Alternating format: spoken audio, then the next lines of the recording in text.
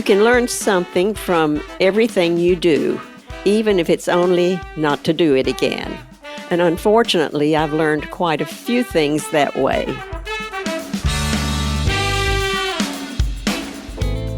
That was Gayle Goad, also known as Gigi. Gayle is an octogenarian who lives life to the fullest. She has been known to turn cartwheels or do the splits on demand and stays young due to her fierce interest in nutrition and maintaining an active lifestyle. Her kids have begged her to tell stories or to write them down. So we simply had to chat with her to gain insight on her sources of inspiration and her love of life.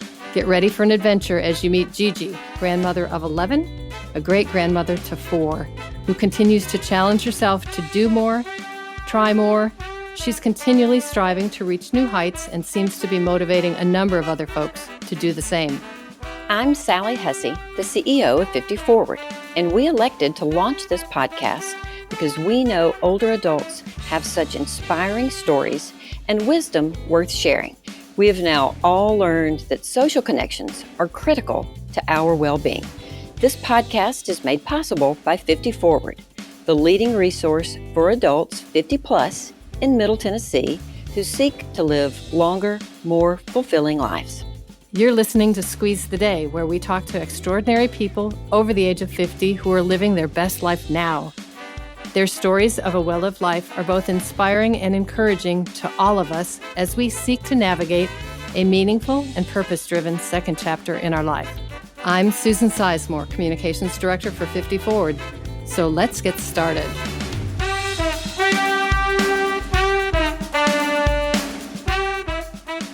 Gigi, the signature plate in your email says it all. I'd rather wear out than rust out. I'd rather die of stress than boredom. How did that signature plate come to be? I really don't remember. I've been using it so long, I don't know if I made it up or if I saw it somewhere and stole it. I really don't know, but I've just been using it for a long time because it really fits what I feel. You may be a thief, but I've seen that signature plate for so long, and it so resonates because it's very much you, and I think the life you lead. So we first met in a yoga class that you teach here in Nashville, and I'd like to know a little bit about how yoga became such a big part of your life. Well, I was a stay-at-home mother with 3 little girls and not much exciting happening. And I saw an article in the morning paper showing the first yoga teacher in Nashville and telling about his class at the downtown YMCA, the old YMCA. And so I asked my husband for permission to go to the class one night a week and found that I was good at it. I had always wanted to be in the circus, and I decided this was my best chance or the closest I was going to get. So I was really good at it. And when the original teacher left, this was about 1965, when the original teacher left after about 18 months, he asked me to take over the class. And so then I taught at the Y, at Sevier Park, in my home, various places. It sounds to me like you're a little bit of a trainer, and now I'm going to look at you in that respect when we're in class together. So you've been known to do splits or cartwheels on demand. You've been known and actually chatted in a newscast about climbing a fence to ensure that you got your laps in at a local swimming pool when it was closed. And you shared a little bit about riding a bike down the side of a volcano. Where do you get this sense of adventure? That's a good question because my father was a farmer and my mother was a teacher. In their later years, they traveled a lot. So that may be where I got my desire to travel, but I would not say they were adventuresome. So I guess it's just something I was born with. I really appreciate when at some point we were gathering at an event and they were taking a photo for a fundraising part of the event. And you said, well, would you like me to jump in and do the splits right in the front of your photo? And you came out and did that so effortlessly. And the funniest thing was not only did you shock all of us in attendance, and some of us knew you quite well, but the people who were there representing the funding source just looked at us like, how did you pull that rabbit out of a hat? So Thank you so much for all those gifts you bring. There's an interesting story about the cartwheel. When I was growing up in the country, there was this saying, and I don't know if it's true or not, but they said if you pick up a calf every day, then you can still pick it up when it weighs 2 tons. So I told my friend, I was in grammar school, I told my friend, if that's true, then if I turn a cartwheel every day, I can still turn a cartwheel when I'm 65. So that was my motivation to do it. And I certainly don't do it every day, but I still do it on a fairly routine basis. Now I feel more comfortable if I have a witness in case they have to call 911. So you just marked your 80th birthday. When was the last time you did a cartwheel? I did one for that interview that you did for me. That may have been the last time, but I definitely need to get back into it. That had to have been at 79 or 80, I'm certain. Oh, no, I was already 80. Okay. So some folks might call you a nonconformist because you often push the limits on some things to stay active or healthy. I've heard conversations where you've talked about educating some of your medical providers about like holistic and healing wellness techniques. Can you tell us a bit about that? Well, I've always believed in the natural way rather than chemicals. So I probably had the first Lamaze baby in Tennessee. I read about the Lamaze method of natural childbirth in a magazine, and I wrote to the lady who brought the method here from France, and she sent me her book, and so I did it on my own for the first 3 childbirths. By the time I had my 4th child, they were actually offering Lamaze classes in Nashville. Also, at the time I had my first child, everybody was giving their babies formula in a bottle, and I wanted to do natural, so I did breastfeeding, and no one supported me. Even the pediatrician was not supportive. So I guess I have tried to do things that were natural and not use chemicals and medicines unless I really had to. Wow, that's amazing. What a trendsetter. And truly thinking back to what years would that have been during the Lamaze, the early Lamaze births? It was 1960. Wow, that is so cool. You know, you told me a little bit about a slogan too that you just live by. Can you share that slogan?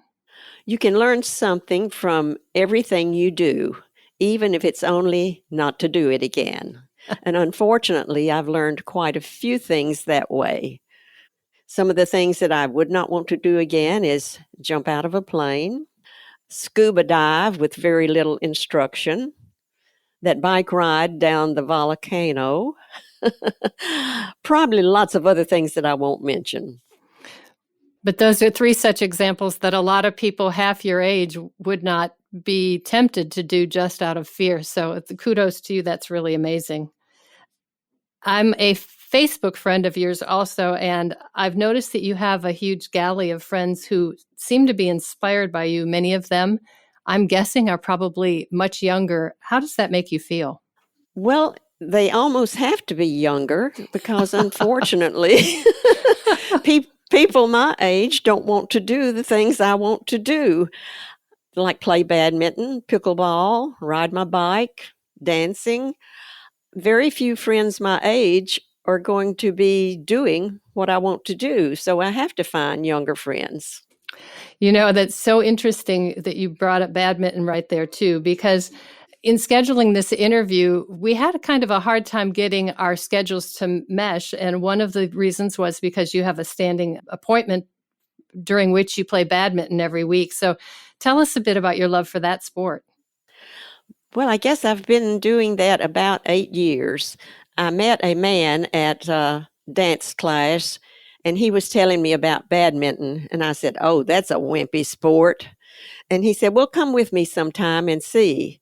And so once I tried it, I was hooked. And I guess that's been about 8 years now. And I have competed in the Senior Olympics for several years and went to the National Olympics 2 years ago. And I am qualified to go to the National Olympics in November of 2021. And I'm also qualified to compete in pickleball this time, as I've started that. Unbelievable. For those of our listeners who don't know what pickleball is, can you kind of give folks just a little example? To me, it seems like it's a combination of a couple sports, but I know it's really popular, especially for older adults.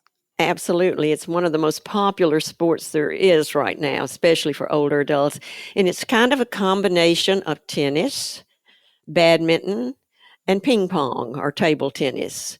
So you have a net that is about 3 or 4 feet high, about 3 feet, I guess. You have a hard plastic ball with holes in it, and you have a paddle that's a little bit like a ping pong paddle, but larger. So it's kind of a combination of all three sports, and the scoring is very different from anything I've ever done today. So not only is it a physical sport, it's a mental challenge also. So where will those fall Olympics, Senior Olympics be held? It'll be in Fort Lauderdale in November of 2021. Okay, that's so interesting. Well, congratulations on that accomplishment, and especially since you're going to be competing in two sports. How many medals have you won in the Senior Olympics? Oh, I don't know. I've got a drawer full. But I will have to admit, I'm not that good. It's sort of like Survivor. You just have to outlast them. So if I show up and can stand up, I'm probably going to get a medal. Because there probably aren't that many competitors at the age That's of 80. right. I got it. I'm going to sign up and start playing soon. That's great. I want to talk to you a little bit about COVID and isolation right now. All of us are really having to focus on things in new ways. And we know everybody's going a little crazy while we all try to cope with the realities of COVID-19. How are you coping, and what do you suggest that other people do to stay sane during these days of isolation? When it started, I made a commitment. I said, I am not only going to survive it, I'm going to be healthier and stronger when it's over. So I made a plan of how I was going to do that. So I started a course of 30-day yoga challenge, which was on prime time. And I've gone through that 30 days several times now. So I would do that first thing in the morning. Then I would ride my bike. And then in the evening, I would walk a mile. And I cut down to 2 meals a day. And I don't cook, so I've probably lost 7 or 8 pounds because of all of that. And I can tell already with my playing badminton and pickleball now that we can play it again, I am stronger than I was before. Wow, that's saying a lot, because I know that you were very strong before, but congratulations. That's really taking a negative and lemons and turning it into lemonade. I was about ready to sell my bicycle because I just it's too much trouble. I have to pump up the tires. I have to move the car. And so when the COVID started, it's like, well, you don't have anything better to do. You can do that. And so I just made a commitment to start riding it. When I first started, it was like 15 minutes. And when I would come in, I would just be shaking all over and terrified. And now, a couple of times, I've gone about 15 miles. I feel very confident, and my endurance is much better. And the calves of my legs, I will never get my winter boots zipped again. Oh my goodness, because you've gained so much muscle there. Congratulations. Yeah. That is wonderful. That's a lot of riding, 15 miles. Whew. I want to talk to you a little bit about the great concern you've got for seniors who are single and an initiative that you launched. Can you tell us a bit about that? Yes, I would recommend that everyone look at the website. It's singlesenior.safety.com. And on that website, you will see why I got interested in this subject, and also some things you can do to be safer. So some of it is really geared toward being single and living alone, but some of it is good for everyone, like the Road ID, this ID bracelet I wear on my wrist. If I were out walking or riding my bike and I had an accident and was unconscious, then whoever found me could look at this ID on my wrist and know who to call, who I was, how old I am, my doctor, my child, anything like that. And then another thing that's very important is the yellow sticker. And I learned about it at a 50 Forward presentation. The yellow sticker goes on the back of your car, And in the glove compartment, you have a yellow folder that has your picture and any medical information or contact information that you would want the responders to see. So if you're in a wreck and you're unconscious and they see the yellow sticker, then they know to look in the glove compartment, get out the folder, and they'll have everything they need to help you. So I think that's two of the most important things.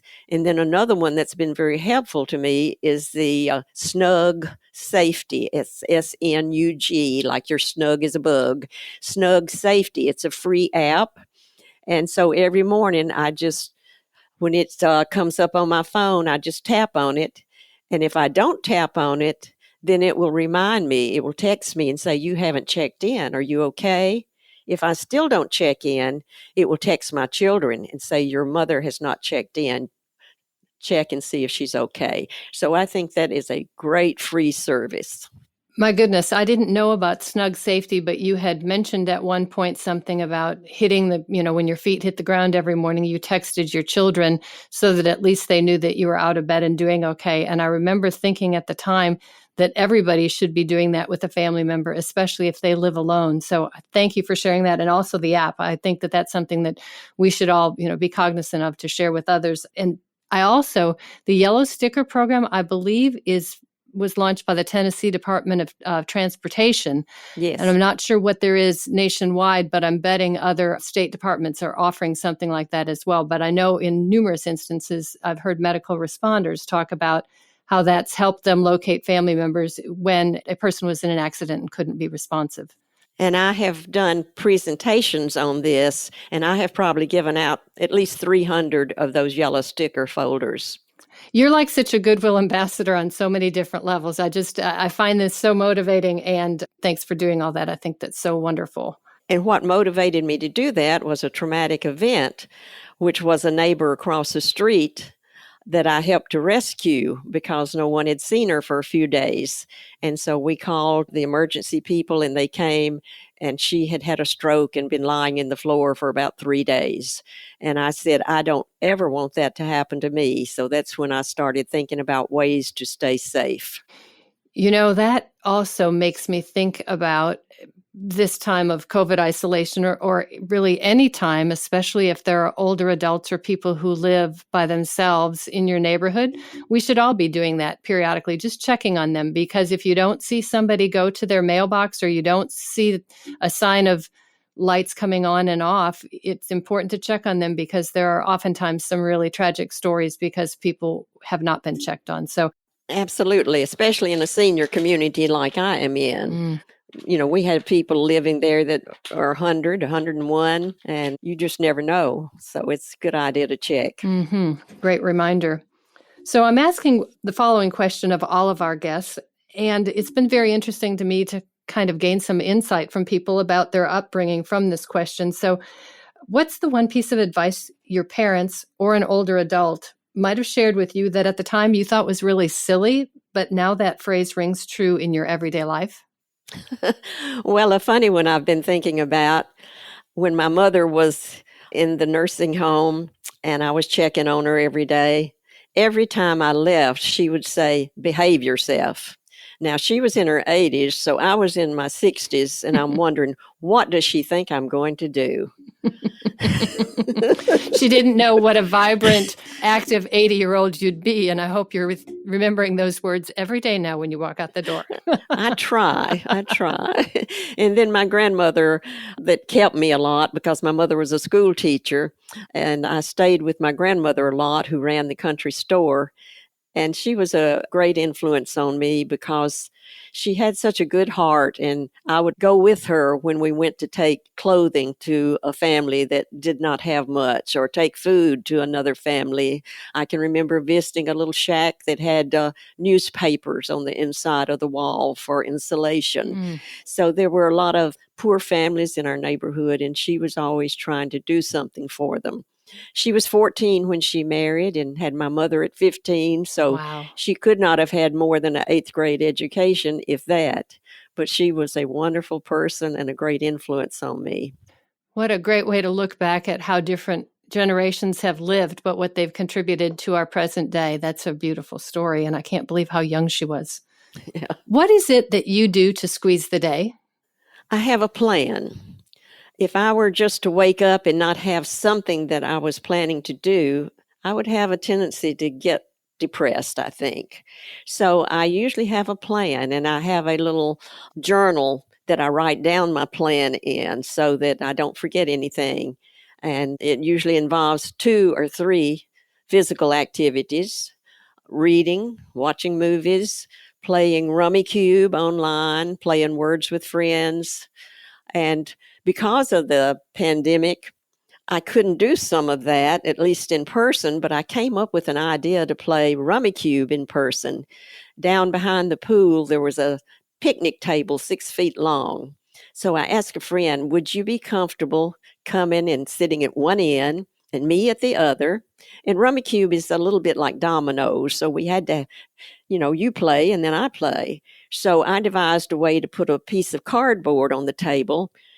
I would move it down to her for her to play. Then she would move it up to me for me to play.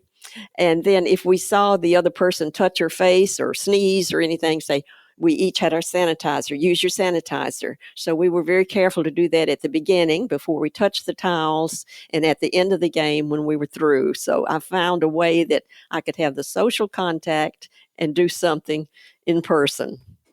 That's tremendous. Again, every time I think that I've had a conversation with you, I walk away and I've learned 2 new really important things. I just want to say thanks so much for joining us today. You've led an amazing life, and we're witnessing so many different interviews and stories from people sharing, such as what you've done today. I thank you so much. Now we challenge everyone listening to go squeeze the day.